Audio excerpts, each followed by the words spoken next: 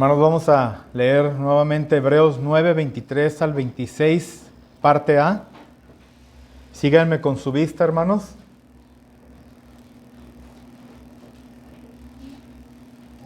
Hebreos 9, 23 al 26, parte A.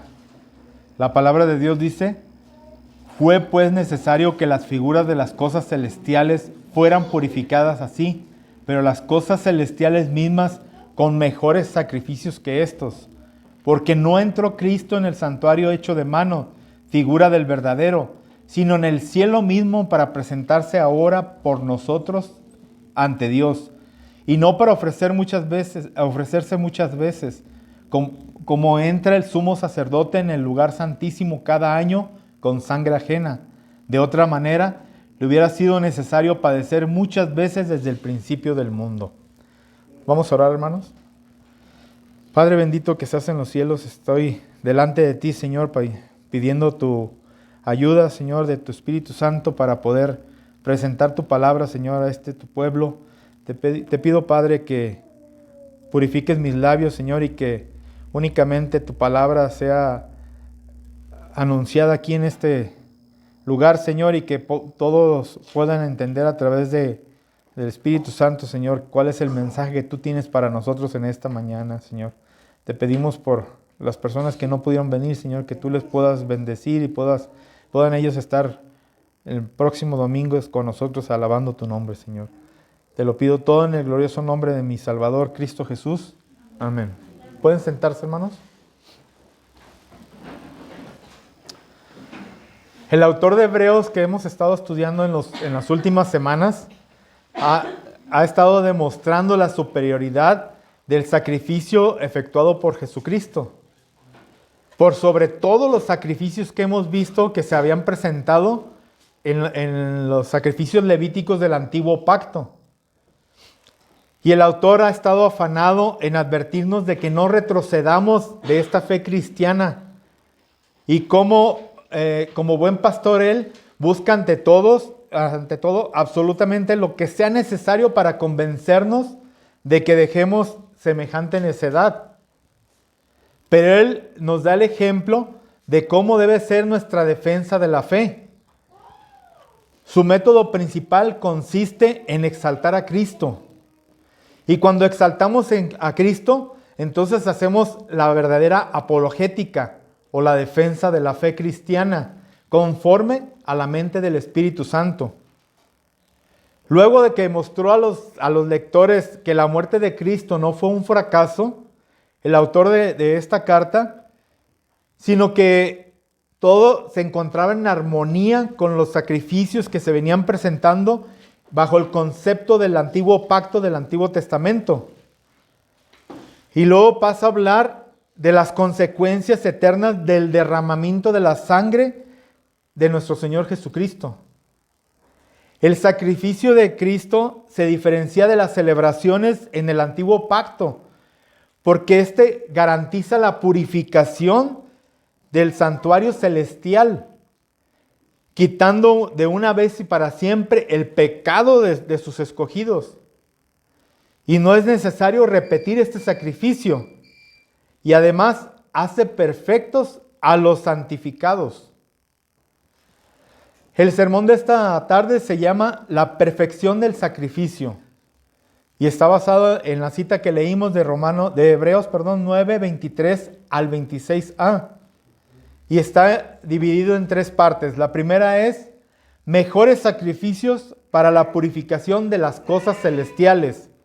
La segunda parte es Cristo entró al santuario celestial por nosotros ante Dios.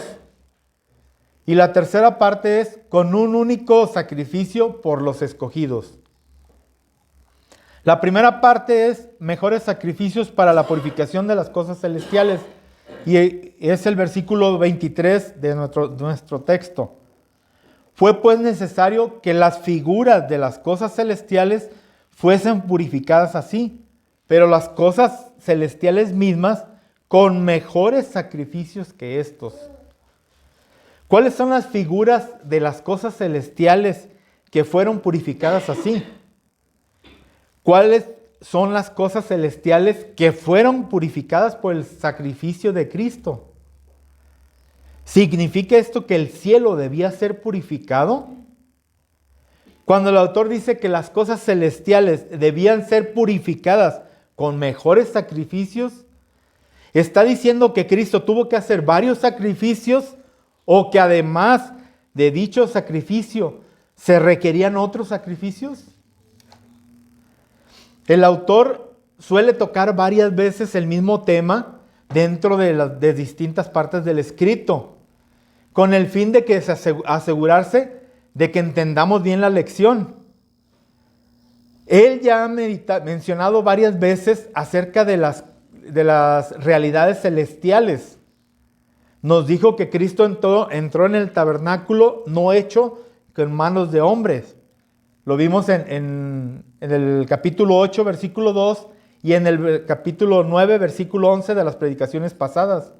Y nuevamente en este texto hace referencia. Y lo seguirá hablando en los textos posteriores de la carta.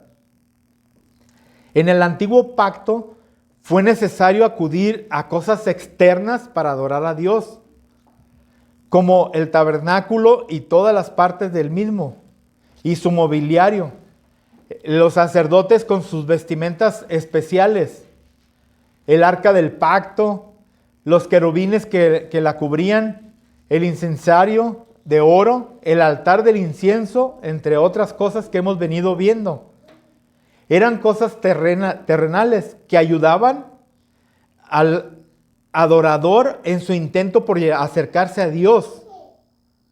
Todas estas cosas, siendo terrenas y hechas por manos de hombres pecadores, eran imperfectas e impuras. Y procedían de personas no santas. Era un culto que apelaba a los sentimientos. Ellos necesitaban ver para poder adorar. Cada elemento del culto en el tabernáculo era figura o sombra de las realidades espirituales que luego serían reveladas plenamente por Cristo. Estos elementos, al estar relacionados con las manos pecadoras que los usaban, debían ser purificados periódicamente,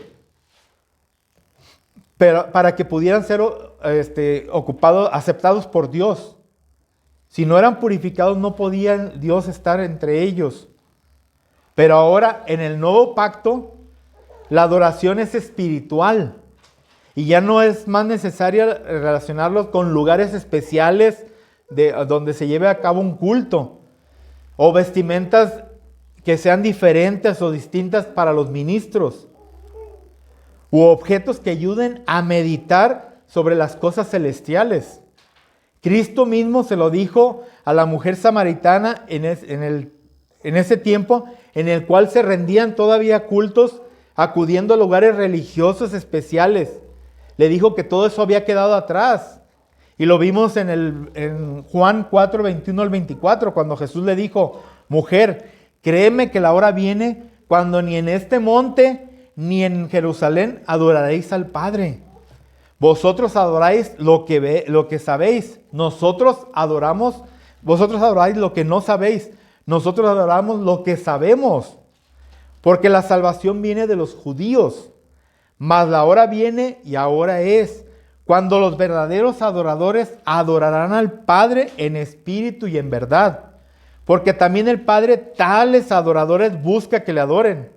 Dios es espíritu y los que le adoran en espíritu y en verdad es necesario que le adoren. Siendo que ahora, en estos tiempos, después de que Cristo se presentó en este mundo, la adoración es espiritual, entonces los elementos que se requieren para ella son de la misma categoría, son espirituales. Y al ser espirituales, entonces requieren de una purificación superior, mejor que la que podían ofrecer los sacrificios de los animales. Ahora el templo del Señor no está en Jerusalén, ni en ninguna otra ciudad. El templo es vivo y está compuesto de piedras vivas. Es decir, personas que son regeneradas. Como dice Pedro en 1 de Pedro 2:5. Vosotros también, como piedras vivas, sed edificados como casa espiritual y sacerdocio santo, para ofrecer sacrificios espirituales aceptables a Dios por medio de Jesucristo. El Señor hace su morada en la iglesia, el cuerpo de creyentes esparcido por todo el mundo, según nos dice Efesios 2:22. En quien vosotros también sois juntamente edificados para morada de Dios en el Espíritu. Pero siendo que la iglesia está compuesta por gentes que han pecado y que siguen pecando, entonces la única manera en que Dios pueda morar entre ellos o entre esa gente es purificando los corazones de dichas personas. Así como Dios requería que el tabernáculo y todos los elementos fueran purificados para Él poder tener presencia en dicho sitio, de la misma manera Dios requiere la purificación del templo espiritual donde Él mora en el nuevo pacto. Ahora los objetos del tabernáculo eran purificados no tanto por necesidad inherente en esos objetos, sino porque estos representaban o eran los tipos de las cosas celestiales que se necesitaban, que sí iban a necesitar una limpieza, al igual que esas cosas que se utilizaban.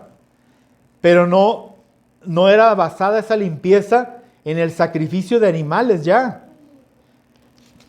Y que también el sacrificio de los animales era un tipo que representaba el sacrificio que Cristo iba a hacer por las personas que iban a ser redimidas.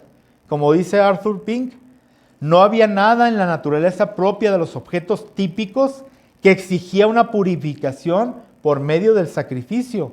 Pero puesto que Dios se propuso anticipar las cosas del cielo a través de esas cosas, era preciso que fueran purificados con sangre.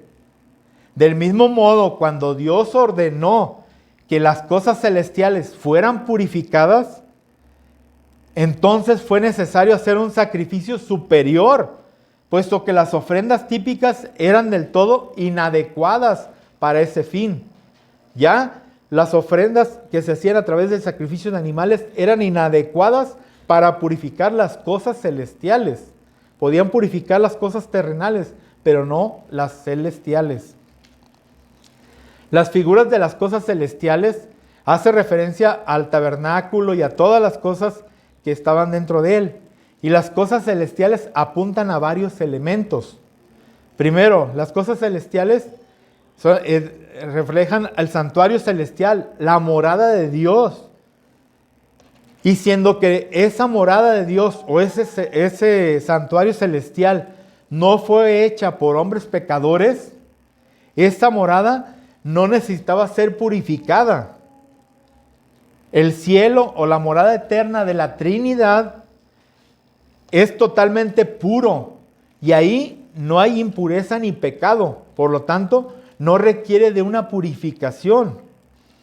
Pero la palabra usada por el autor en este texto donde refiere a la purificación también puede significar dedicación, lo cual daría a entender que las cosas celestiales quedaron dedicadas o consagradas por el sacrificio de Cristo. El verdadero santuario, dice el escritor de Hebreos en el versículo 9:24 del texto, y el cielo es el lugar donde Dios y su pueblo morarán juntos. Es el lugar donde el pueblo de Dios le sirve ofreciéndose a sí mismo como sacrificio vivo.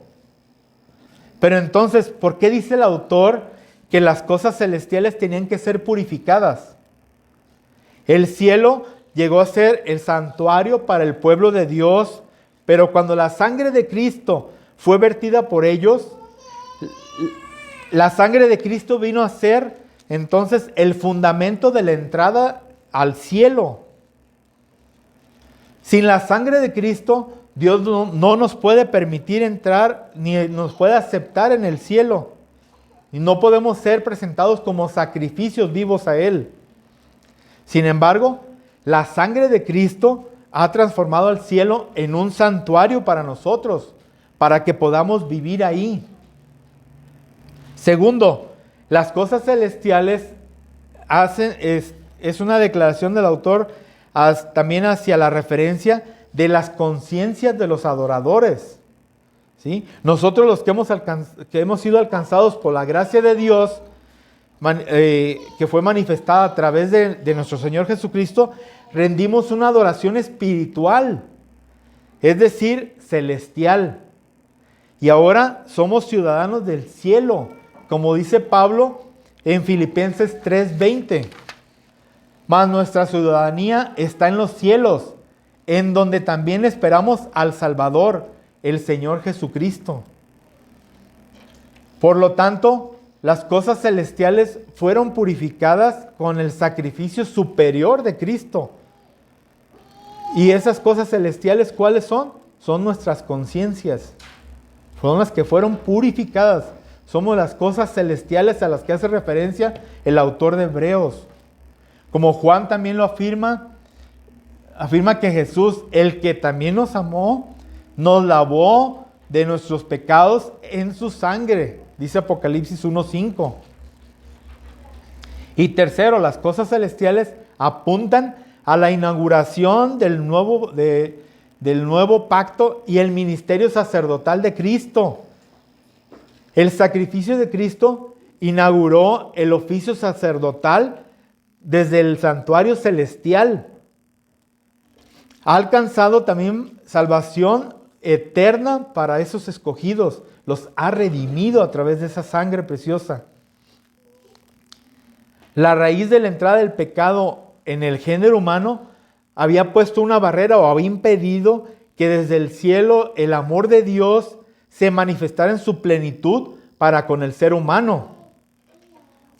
Ahora, en vez de amor, del cielo salía ira hacia los pecadores. La sangre de Cristo purificó esa enemistad e hizo que desde el cielo el amor de Dios brotara raudales para con sus elegidos. Su sacrificio cruento reconcilió al Dios Santo con el pecador, como dice Pablo en Romanos 5:11. Y no solo eso, sino que también nos gloriamos en Dios por el Señor nuestro Jesucristo, por quien hemos recibido ahora la reconciliación. Ahora el autor nos está diciendo que las cosas celestiales fueron purificadas con mejores sacrificios. ¿Cuáles son esos mejores sacrificios?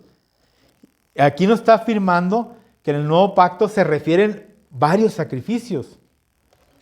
Aunque el tabernáculo y los utensilios fueron purificados con la sangre de muchos animales, los cuales eran sacrificados año tras año para llegar a esa purificación, las cosas celestiales fueron, dice, con mejores sacrificios, refiriéndose obviamente al único sacrificio, al de Cristo, el cual es plural y abundante en beneficios y efectos, y alcanza para muchos, dice. Y en el sentido de que el único sacrificio de Cristo supera a todos los sacrificios que se hicieron durante todos los tiempos de todos los animales para purificar las cosas, por ello la realidad de un único sacrificio es también una pluralidad de sacrificios que concurren en ese mismo sacrificio. Y el punto número 2 del sermón es: Cristo entró al santuario celestial por nosotros ante Dios, dice. Y el versículo 24 dice: porque no entró Cristo en el santuario hecho de mano, figura del verdadero, sino en el cielo mismo para presentarse ahora por nosotros ante Dios. Este santuario celestial es desde ahora, este santuario celestial es donde ahora Jesús, luego de haber ofrecido su sacrificio para purificar la conciencia de los adoradores y reconcilia al cielo con el pecador arrepentido, ministra ahora en ese lugar como sacerdote, intercediendo para siempre por cada uno de sus escogidos. Cuando el escritor dice que Jesús entró en el santuario verdadero, al celestial, donde mora Dios en su plena gloria, para presentarse ahora por nosotros ante Dios, está en consonancia con la enseñanza que tiene Pablo en Efesios 2:18, cuando nos afirma: por medio de Él, los unos y los otros, tenemos entrada por un mismo espíritu al Padre. En Jesús nosotros tenemos entrada permanente al trono del Padre y a través de Él presentamos nuestra adoración. Es a través únicamente del sacerdote que podemos presentar esa adoración, como en el antiguo pacto lo hacían a través del sumo sacerdote. La sangre derramada de Jesús nos limpia de todo pecado y nos hace aceptos para entrar a la presencia del Dios Santo. Si no fuera por este benevolente sacerdote que se dio y se sacrificó por nosotros, nunca pudiéramos ingresar a la presencia del Dios Trino.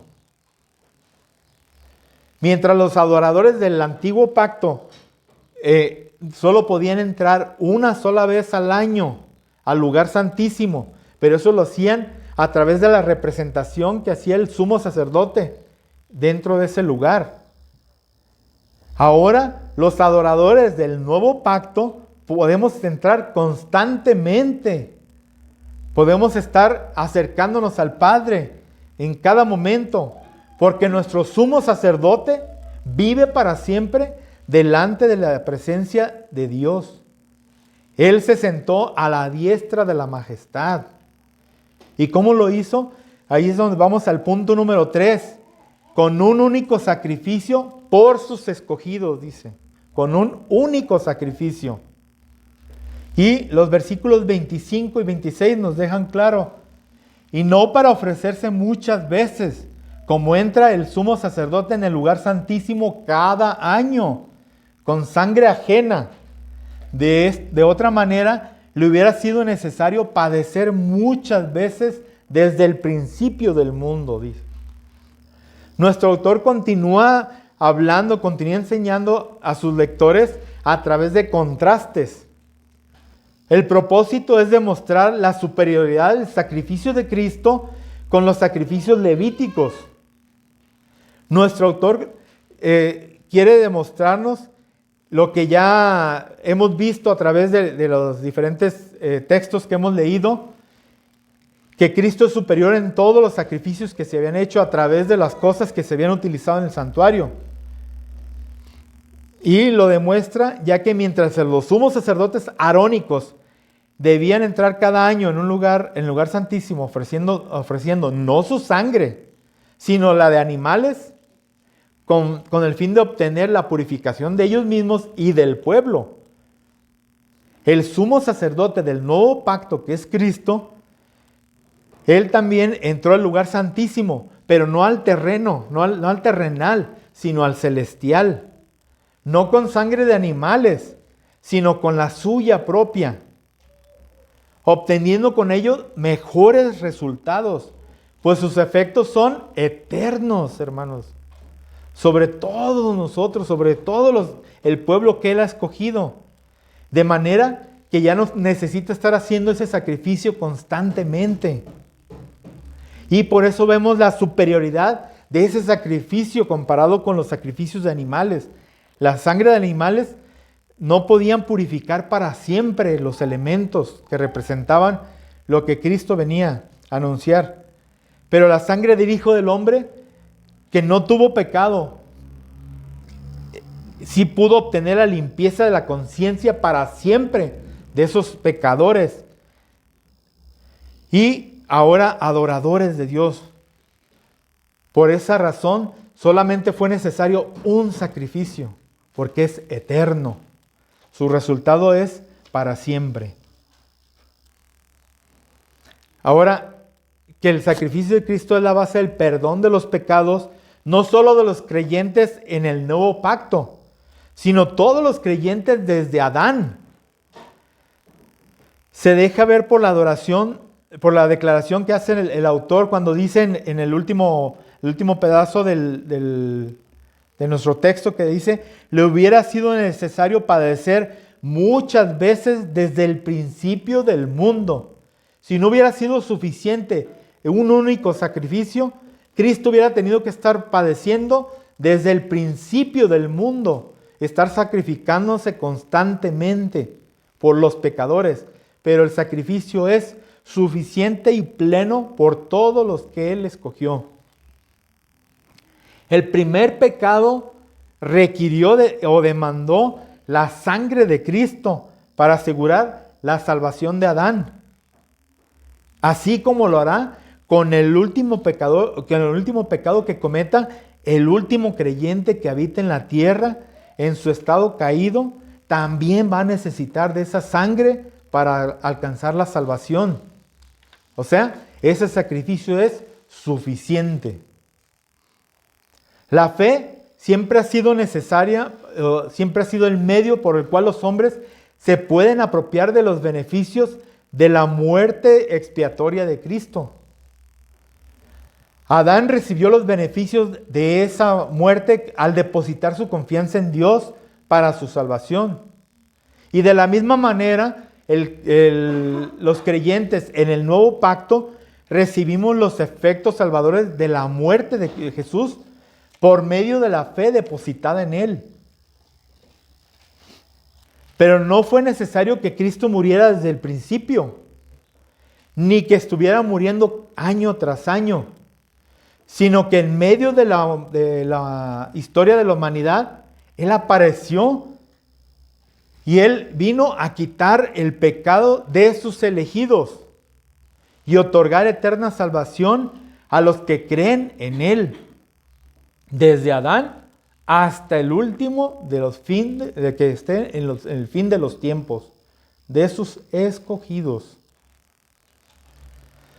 La calidad del sacrificio siempre está relacionado con la calidad de la culpa que se quiere expiar y el valor de las bendiciones que se quieren obtener. Para purificar objetos y lugares de culto o para limpiar ceremoniales, bastaba la sangre de animales. Sus beneficios eran meramente temporales. Por eso, cada año se tenía que estar haciendo el sacrificio de animales, porque pasaba un tiempo y ya. Pero cuando se trata de purificar la conciencia de grandes pecadores, entonces se requiere un sacrificio de mayor calidad, el cual puede asegurar no solo la limpieza, sino la reconciliación eterna con Dios. Solo la muerte de Cristo en la cruz, el Hijo de Dios y el hombre perfecto que caminó en Judea, puede obtener la limpieza de tan abundantes pecados que nos han caracterizado como raza. Tal calidad de los pecados, tal calidad de los sacrificios. Cuando vemos al Hijo de Dios en la cruz, nos damos cuenta de la abundancia de las maldades que hemos hecho y la terrible pecaminosidad de nuestros pecados.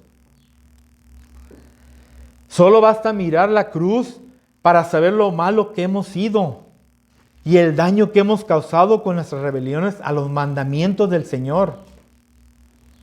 Humillémonos hoy ante la majestad divina, reconociendo que no hemos tenido conciencia de la maldad profunda que ha brotado de nosotros, y adoremos al Salvador, quien, conociendo nuestros abundantes pecados, decidió dar su valiosa sangre para obtener el perdón, la reconciliación con Dios y la salvación eterna.